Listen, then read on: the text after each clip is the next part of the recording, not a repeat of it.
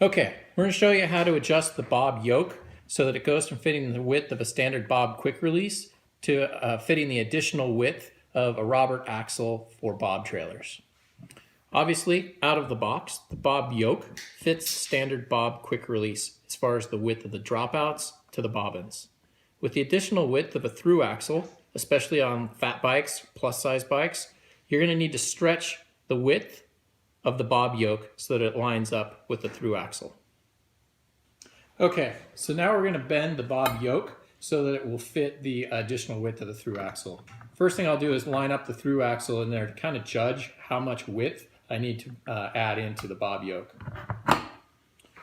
Then what I like to do is I like to put the bob yoke down flat on the ground, and then I'll put my foot on the dropout here, grab onto the other side of the bob yoke, and simply pull it apart until you feel the yoke yield and bend until there's additional width.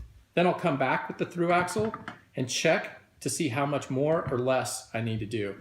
It's just trial and error until you get it the right width.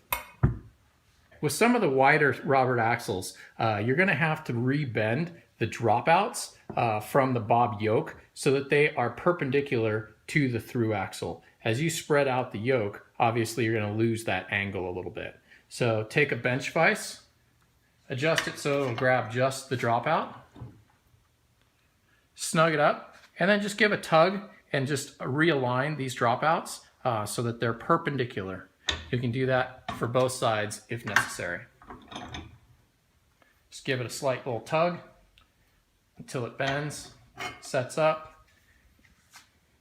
Once it's adjusted, it'll drop right onto the through axle nice and easy.